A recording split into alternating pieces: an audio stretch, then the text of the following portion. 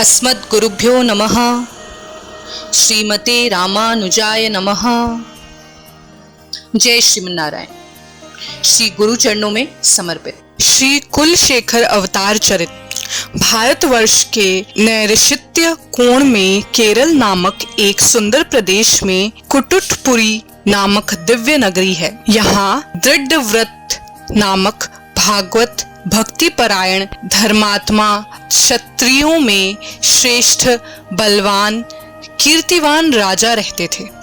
उनके पुत्र के रूप में कुंभ मास शुक्ल पक्ष पुनर्वसु नक्षत्र में दशमी तिथि को भगवान के कौस्तव मणि के अंश श्री कुलशेखर आलवार ने अवतार लिया। आगे चलकर भगवान श्री राम की तरह सत्व गुण युक्त राजा कुलशेखर धर्म पूर्वक राज्य का कार्य करते हुए प्रजा का पुत्रवत पालन करने लगे। तत्पश्चात श्री विश्वक्सेन जी ने राजा कुलशेखर को पंच संस्कारों से संस्कृत किया और सर्वथों का उपदेश दिया। श्री विश्वक्सेन जी के पूर्ण अनुग्रह से राजा कुलशेखर और भी धर्मपरायण और ज्ञान संपन्न हो गए। राजा कुलशेखर ने ममता से बंधे हुए मनुष्य मित्र धन का मनःपूर्वक त्याग करके भगवान श्री राम जी की शरणागति की ओर कैंकर्य पूर्ण से राज्य का कार्य करने लगे। एक बार श्री रंगनाथ भगवान का वैभव महात्मा श्रवण करने पर उन्होंने श्री रंग धाम में जाकर वहीं नित्य निवास करने का निश्चय कर लिया और वैसी घोषणा राज्य में करवा दी।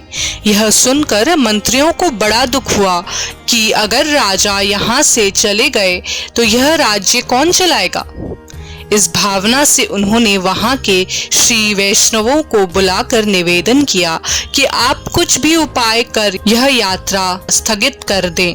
जब राजा श्री रंग धाम के लिए प्रस्थान करने लगे तो सभी वैष्णव महात्मा राजा के सामने आए। भगवान की सेवा से भी बढ़कर भागवतों की सेवा है, यह जानने वाले राजा ने यात्रा स्थगित करके भागवतों का आदर सत्कार किया, तदीय आराधना कराया, श्रीपाद तीर्थ लिया।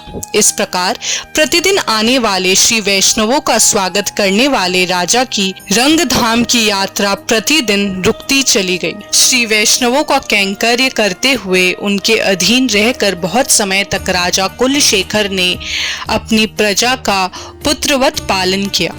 राजा कुलशेखर ने श्री वेंकटाचल का महात्म्य सुनकर भगवान श्री वेंकटेश से प्रार्थना की कि मैं आपके मंदिर में सोपान बनकर रहूं। श्री कुलशेखर आलवार ने लोक कल्याणार्थ मुकुंद माला स्तोत्र की रचना की। उक्त प्रकार से राजा कुलशेखर ने बहुत समय तक पृथ्वी पर शासन किया। इस प्रकार प्रपन्नामृत का 64वां अध्याय समाप्त हुआ। जय श्रीमन्नारायण।